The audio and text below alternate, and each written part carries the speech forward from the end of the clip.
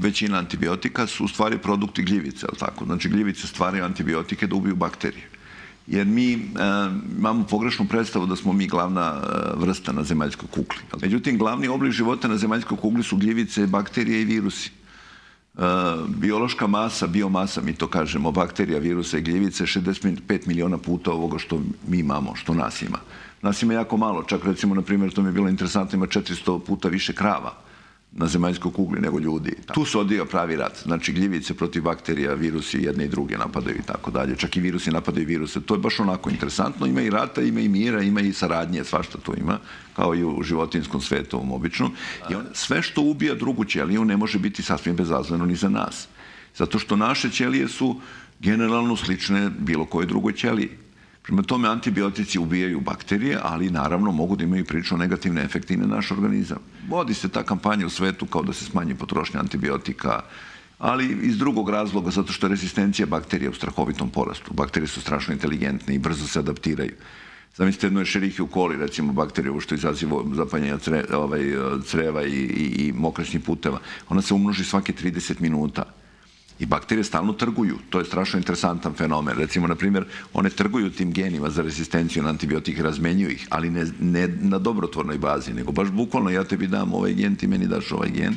I vi kad mnogo koristite antibiotike, postanete rezistenti na njih. Ali ono što je uvek što se sve zaborave, oni strašno poremete našu floru crevnu. A naša crevna flora, to je osnova našeg zdravlja. Znači, ono što vi imate u crevima, to je jedino bogatstvo koje steknete u životu. Mislim, to je ono pravo bogatstvo, ove materijalne stvari i tako dalje, to je sve prolazno. A ono što vam stvarno čuva zdravlje, to je ta crevna flora. Jer mi sad znamo da je to jedan simbiotski odnos, bukvalno simbioza. Znači, te bakterije u crevima, naš organizam, imunološki sistem naš, neguje te bakterije, tretira ih kao naše domaće, kao ćelije našeg organizma. Znači, mi pomažemo te crevne bakterije, one pomažu nas. One štite nas, mi štitimo njih. Vi pojedete neku inficiranu hranu, te bakterije koje žive u našim crevima ne daju toj bakteriji, zato što ih one istiskuju, one se brane. Pa čuvaju, sintetišu gomilu vitamina, recimo K-vitamin, na primjer, ono B12. Imate neka čuvena australijska studija, oni su pokazali neverovatno učestalost alergijskih bolesti, raznih bolesti kod dece koje su rano dobijale antibiotika do 4. godine života. Kad neko mora da dobije antibiotik, neka ga dobije. Ali ne za curenje nosa, mislim, ne zato što dete kašljuca, ne zato što se majka brine, nego stvarno kad je dete bolesno. Helikobakter pylori, to je sad moderno, da, svi imaju helikobakter i svi leče helikobakter. Helikobakter je naš saputnik od kako znamo za sebe. Znači, svi ovi fosili koji su pronađeni pokazuju najmanje 120.000 godina unazad, svi smo imali helikobakter u želucu. I svuda ga ima oko 75% ljudi ga i nosi u želucu. I sad kaže, helikobakter izaziva čir na želucu, izaziva rak želuca. Ali sad čekaj, koga nosi 75% tu, to nešto nije sasvim u redu. U stvari, problem je izgleda u tome što kad vi lečite nešto drugo, pa dajete antibiotike, helikobakter se brani, jer antibiotici njega ubijaju. Onda on krene da mutira. Kad krene da mutira, tu nastane u stvari problem. I kad to uradite, vi ste stvorili od jedne bakterije koja je izuzetno korisna za nas. Helikobakter je nevjerojatno korisna za nas. On reguliše našu kiselinu u želucu da bude između ono pH 2 i 4, mi to kažemo. To je njegov posao. To je njegov posao, zato što njemu odgovara ta sredina. Tu nijedna druga bakterija ne može da preživi sem njega. I on luči gomilu raznih sastojaka koji imunološki su jako korisni za naš organizam. Recimo, na primjer, ono vraćanje kiselina, ono gastroreflux, što mi zovemo, on je glavna prevencija. Ali kad ga vi uništite, pokušavate da ga izlečite antibioticima, prvo postane rezistentan, ali tako? Znači, on je sad skoro uvek rezistentan, na trostruka terapija više ne dela na helikobakter, zaprežu četvorostruku. Mislim, ja dajem taj recept, može se izleči lako helikobakter, ako hoćete da ga izlečite, sa kupusom najobičnijim, je li tako, seljačkim, srpskim kupusom. Sok od kupusa. Pa da, 2 dana narendate kupus, prelijete vodom, držite u frižideru 2 dana i pijete čašu vode ujutru i uveče po 2 deci. Ja sam 1000 ljudi izlečio tim glupim receptom, mislim, Hoćete kažete da je za 2 dana moguće izlečiti, umjesto sa orvažilom? 14 dana možda pijete tu vodu od kupusa, ali mislim, voda od kupusa nije štetna, što bi rekla. Interesantna je priča kako je došlo se do toga. To je, kaže, 95. godine u nekom zatvoru u Americi je bila pobuna za robijaša. I onda su i oni postavili uslov, neće da ih leče, neće da im daju, ne znam šta sve, dok ne prestanu da se bune. I onda nisu dobijali lekovi. Bilo je logoraša, robijaša koji su čirim prokrvario, imali su problema od stresa i doktor koji je bio s njima tu zatvoren, pošto je bio talac njima, se setio da je njegova baba njemu govorila da može kupusom da izleči čir i on je počeo da im daje kupus, mislim, i tako dalje. 95% njih se izlečilo u roku od 2 nedelje koliko je trajala ta pobuna, mislim. Međutim, to naravno, takve recepti te vrste nemaju prođu, mislim, zato što kupus je, koliko je kupus, mislim, 100 dinara je sad u Vrenovcu, bil tako, kilo kupusa, ali trostruka terapija košta malo više. Ljudi ne razmišljaju o tome, o jednoj neverovatno prostoj stvari, da su biljke 880 miliona godina na zemaljskoj kugli, da njih napadaju isto tako i virusi, i bakterije, i gljivice, da su one razvile mehanizme da se brane od svega toga. A koren im je u zemlji da ima mnogo više bakterije. Pre tome, one već imaju u sebi antibiotike. Hajde razjasnimo ovo mesto. Biće naših gledalaca koji će vas bukvalno shvatiti.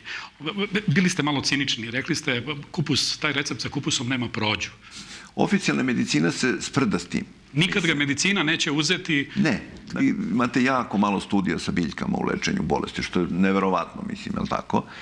Sad se situacija menja jer Indija i Kina jako mnogo ulaže, je li tako, u medicinu i oni se jako bave tradicionalnom medicinom.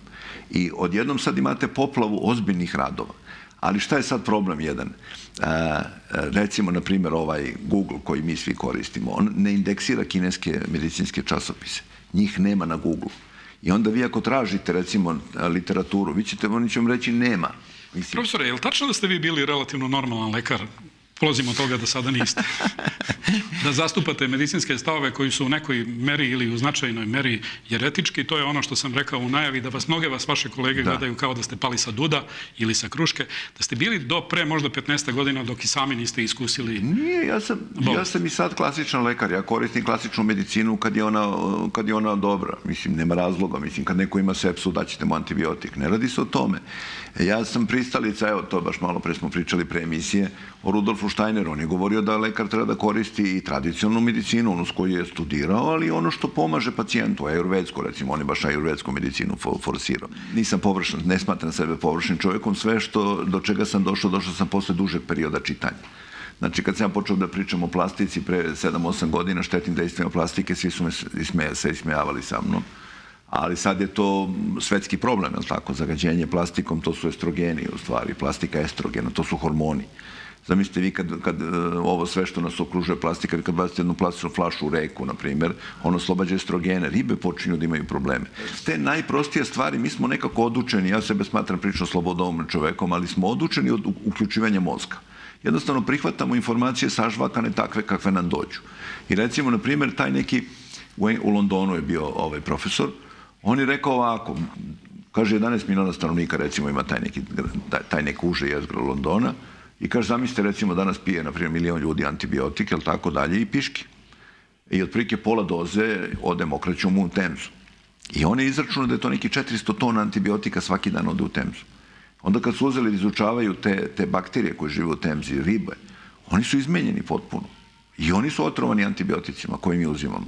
Sad zamislite te krave nesrećne koje od rođenja bukvalno daju im te antibiotike, ta tela su kao trava, nemaju neke infekcije i brže rastu. Jer cela poenta priče jeste da vi učinite da životinja što brže dobije određenu masu, da možda je zakoljete, ali što više mesa da dobijete. I vi onda naravno, razumiješ, jedete to meso, ono je puno antibiotika. Evo recimo, ja to stalno pričam, Svetska zdravstvena je rekla kako uzimanje goveđeg mesa, ali tako, izaziva rak debelog creva, ali tako. A koja zemlja na svetu ima najveću potrošnju mesa? Mongolija, koja nema karcinoma debelog creva uopšte, nimalo. Kako se to moguće? Pa ne radi se o tome, radi se o mesu, odakle meso potiče. Ako meso potiče od krave kao u Mongoliji koja pase travu. Pre tome mi kad pričamo o namirnicama uvijek zaboravimo poreklo namirnice. Pa nije potpuno isto da li je to pile došlo, mislim, sa neke farme da se gaji tamo milioni pilića pa se zakolje ono sa 6 nedelja, jer sa 8 nedelja umire od infarkta, toliko ga hormonima nakljukaju da ono umre od infarkta, jednostavno toliko dobija na kilaži da ne može srce da izdrži. Ili kokoška koja je kljucala u dvorištu, koja ima omega-3 više nego losos. Tako kažu sva ispitivanja.